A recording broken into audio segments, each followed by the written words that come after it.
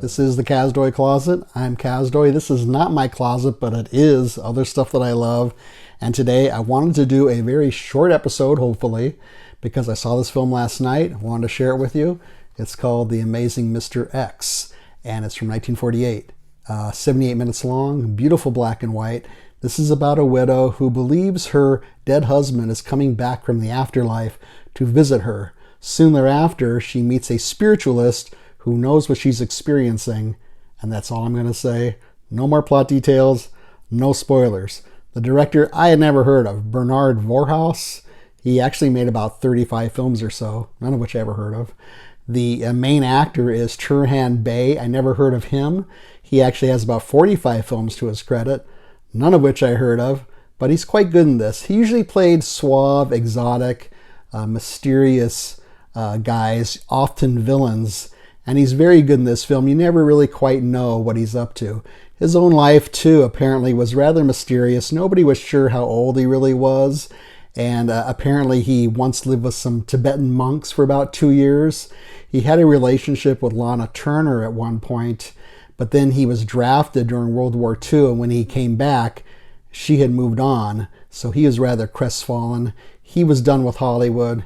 He said, I'm going back to Austria, where he was born, and he gave away a lot of stuff, including his own personal copy of this film, which he gave to a film collector, and that's what they used to make this Blu-ray.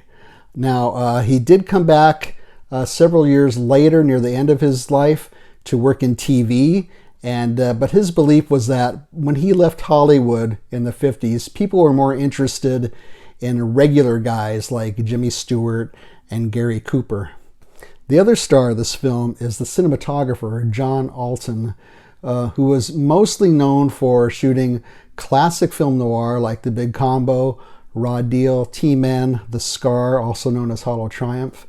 And about 75% of the time while I'm watching this film, I'm just in awe, going, wow, what is going on here? His use of shadow and light, of unusual camera angles, and then he uses some double exposure during these seance sequences to show heads floating in the dark or hands moving in the dark, other ghostly effects, just so impressive. The acting in the film is what you sometimes come across in films of the 30s and 40s. Sometimes it's a bit overacting. Turhan Bey is fine, but a lot of the other actors are very melodramatic. This is one of those films where you have the women walking along the beach in high heels, wearing evening gowns, and going to bed in full makeup and hair perfectly done. But if you can get beyond that, you'll be fine. The story itself is very clever, very tricky, lots of twists and turns and surprises in it.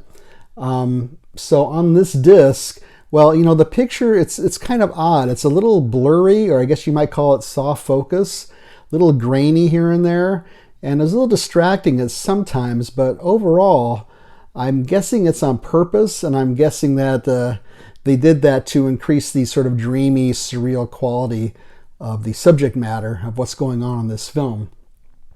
The sound is fine.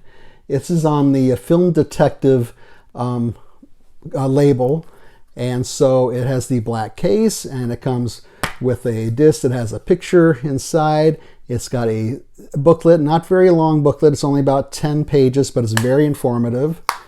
And it also has a commentary from a film professor, and has a very good documentary about spiritualism in films, including lots of film clips and some historical clips as well. So where can you see this film? Well, you can rent it, you can buy it, you can try your local library. I'm going to give this one 4.5 out of 5 crystal balls. Really enjoyed it. So hope you like this episode. Feel free to leave a comment or suggestion down here. Leave a thumbs up. I prefer you don't leave a thumbs down. Subscribe would be great. Share this with your friends and neighbors. Otherwise, thanks for watching. See you next time.